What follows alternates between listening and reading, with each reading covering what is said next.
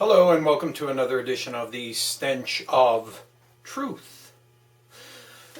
Most of my time is spent talking about the ludicrous nature of what we are presented with on a daily basis. The reality of the clown show and the nature of reality as ludicrous performance. It's performance art that's being constructed upon us every day. And I guess if there was anything to be said about it, one could remark at the incredible level of sophistication by which such performance art is carried out, to such an extent that it keeps most people in the dark and stupid. But there are good things, and there are things that you can do that are positive and beneficial. The first thing is to not vote at all, because every single candidate for national office is a completely controlled tool of some particular force, some elitist control group, one faction or another, all eventually owned by the richest and wealthiest. And that's just a fact. Get over it. If you have a desire to express your right to vote, vote for someone that you actually could believe in. Someone that is not financed by corporate funds. Someone that is not a tool or a shill of somebody else or some other group, or have some hidden or subversive message, or have secret and coded mythological constructs around them, i.e. Ron Paul. Vote for somebody in the Green Party or some candidate who is not backed by all of the same things that we've seen time and time again. If there's nothing that you should take away from politics other than this, it is that there's absolutely no difference between anybody in the parties. And what I've been saying all along about Obama is that Obama comes with a cover story, a legend that was meticulously applied. He was put into office with such precision. And there are still people that talk about him using the terms socialist and Marxist and everything else when he has done absolutely nothing to even approach any of those things. He is a corporate socialist, but we all know what that is, and that's fascist. And that's what every other candidate represents, is the fascist ideology in every way, shape, and form. And you can look at all of them and look at them in detail and see this, including the sainted, most loved, halo-wearing Ron Paul, who in his free market rules everything methodology and the ludicrous Austrian School of Economics, which follows no scientific criteria whatsoever, is completely unproven, and everywhere it has ever been tried has utterly and completely failed.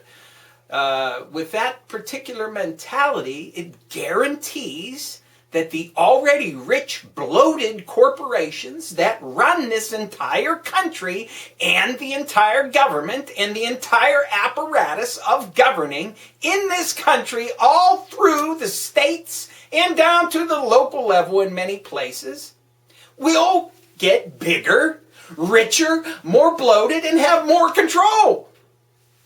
And when you take away the ability of the federal government to have any kind of hemming influence on it, then all you do is guarantee that they run completely rampant.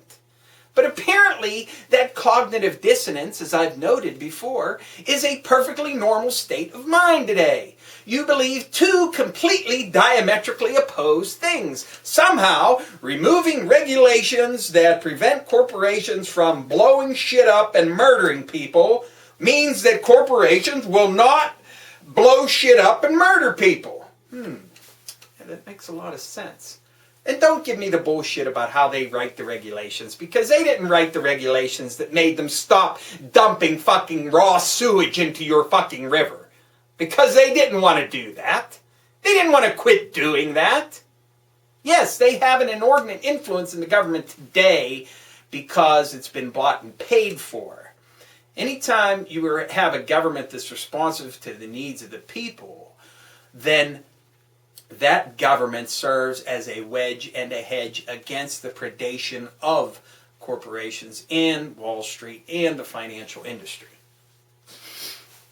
And look at Obama in his State of the Union address. He says he's going to have this super great task force that's going to look into the housing situation and he's going to have some accountability. Well, you know, there was a Justice Department 2 fucking years ago, asshole. You couldn't do that then? All of a sudden now's the time, 2 years later, when all the records have been shredded and nobody can be actually held accountable for anything because they can't trace anything back. They've had 2 years to cover their fucking tracks. Thank you, Obama. See, this is the kind of thing that flies in the face of this whole socialist Marxist bullshit nonsense. Okay? And as for Ron Paul and all the other candidates on the other side, well, they don't think anybody did anything wrong. If the market is there, it's doing whatever it does. If it screws you and takes your home by robo-signing, well, it's the way the market works. Fuck you, basically. But what can you do that's positive? Well, there are some very basic things that you can do, obviously, and that is to be prepared for any kind of natural calamities that might come your way, and be able to deal with things that might come up in a very temporary state of affairs, where you might have interruptions in supplies and things of this nature. So, I mean, it's always good to be prepared, right? Have some extra food and water around. But I think we really need to start looking at things locally, and I think that the Occupy movement has sort of served as a blueprint for this, because you have a virtual community there that are all helping each other and are all relying on each other for the various things that they do and need. And each is doing whatever it is that they can do best. And my own personal mission is to work in my neighborhood, to get to know my neighbors better. And so much of us live a very secluded life. I mean, you might live in an apartment building, and I'm sure there are a lot of you out there. You live in an apartment building, you don't even know who your neighbors are. You never see them. They work different schedules than you. You don't even know their names. You don't talk to them. I think it's important to get to know the people that are around you, to set up plans that you guys can have, to keep an eye on each other's houses, to watch out for each other, to have each other's backs, to know that in your own space, your area, your local place where you live, that you have people that you can rely on, that if you have to go out of town, or if they notice that you don't leave in the morning, because a lot of us live alone, if they notice you don't leave in the morning when you're supposed to be going to work, they'll call you and find out what the problem is. If they don't see you for a couple days, they'll come over and check on you. And you do the same thing if you notice, especially if you have elderly neighbors or people who are infirm or, have other problems. Because this is the kind of thing that builds the sort of trust that you can have between people. And it builds that sense of community that you want to preserve. It gives you a sense of energy and purpose to move outward from that point. So I strongly suggest that everybody get involved very grassroots locally. And then move out from there. Get involved in your local political scene to try to have an effect on local affairs that affect your immediate community. Because these things are much harder to control and rig, especially because there are thousands of them around the country that would have to be, manipulated and have money put into, and all these other things that are done, on a statewide and on a national scale so easily, because they can just pour into one area and virtually dominate it, And as we gain control of local areas, and as we shape them into societies and communities that we like and that we want to have for ourselves and our families and friends, we can actually move outward from there. I think it needs to be something that is from the bottom up, can never be from the top down. And people who are focusing on the idea of being able to put in our last hope as president, which is a ludicrous notion altogether, and somehow that's going to change things, because that's going to force things from the top down to somehow make everything work. And it just doesn't, it's not going to happen. It's not going to happen. And it doesn't matter who it is. It doesn't matter if it was Jesus Christ himself. He'd be fighting against people along the way so much. Now, if he was God, well, that's another matter, but quite frankly, I'm just trying to make a point. You know, I'm not arguing theology. Okay, I'm trying to make a point. No matter what the intentions are, coming at it from the national level like that, in a top-down hierarchical change, it's never going to achieve anything. The only thing that has any hope of ever changing anything is to have very solid bases in your own local area and move out from there to have impact in the surrounding communities, in your school districts, you know, in your borough, in your city, in your county, and then your state. And by moving up, you make a solid foundation of what is expected on the next level. And be very clear about what you want to achieve. Talk with your friends, and with your neighbors, and with your family, and those you love.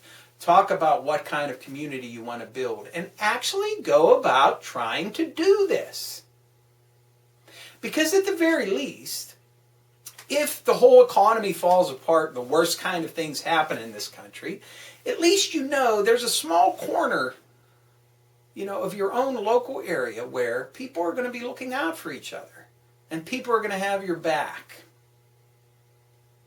And if it turns out that there is a mindset change in this country where people say, we deserve better, we deserve more, we are human beings, and it's time to end this corporate role, then coming at it from the bottom up is the way to go. So looking at this from a national perspective is totally useless and a waste of time. It's never going to achieve any of the goals that you want to. But if you want to vote, vote for someone other than any of the shills that are running in the major parties, because they are all bought and paid for.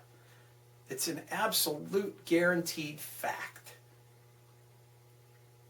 And none of them are any different than anybody else. They all use the same tricks, the same ploys, the same symbolism, all of it. They're all trying to build mythological constructs around themselves, and they're all the same, and they're all bad. Find some candidate you can actually believe in, who's not being shoveled corporate money, who's not a wealthy scion himself or herself, who's not in bed with any particular industry, that actually has a platform that represents real, actual people. You know, throw them a vote. You're never throwing away your vote if you vote your conscience in good faith. So if you think that you need to express your right to vote, then vote for one of them candidates. Don't vote for any of the shills and hucksters that are running for office as Democrat or Republican. And even some of the so-called third-party candidates are largely controlled by some particular faction or another. So you really need to do your homework about who you follow. And I only mention the Greens and as one of the alternative choices. I'm not necessarily endorsing them. You'd have to decide that for yourself. But one thing I do know for sure is that when it comes to national politics, whether it's your representative or senator or the president of the United States, those candidates who are running under the Democrat and Republican Party, the ones that get into office, have been completely bought and paid for by the forces that control this government already. And all you're doing is perpetuating the system as it is. The only way the change can actually happen that is going to be real, fundamental, and have far-reaching effects is from the bottom up. And that's really what Occupy represents. It is a real bottom-up movement to try to effect real change. And I think you could do it a lot better than they do. I don't believe in the consensus idea. I think that just simple majorities are enough, as long as you make sure that any minority positions are taken care of in the sense that people are not excluded. And you can do that on a local level. And you don't have to camp out in a park. You can have change and effective change within your own local areas. That's really a positive way to go. That's something that you can put some energy in. And you can know at the end of the day that there is somebody that's looking out for you. That you have plans in case there's a weather catastrophe. And you're going to check on each other and make sure that you're okay. Make sure that everybody's warm in the wintertime. make sure that people are okay when it's really hot in the summertime, to make sure that people are able to get to the doctor, to make sure that everybody has things that they need, like food and water, and helping each other out. Don't talk a big game, but I think we really need to actually start doing that. It'll make you feel better too. It'll make you feel like you're contributing to something real, instead of throwing your money at a stupid campaign that's absolutely meaningless, because all it is putting a new mask on the face of corporate tyranny. That's it. That's all it is. So I hope I've given you some positive focus today. And I want to thank you. Good day.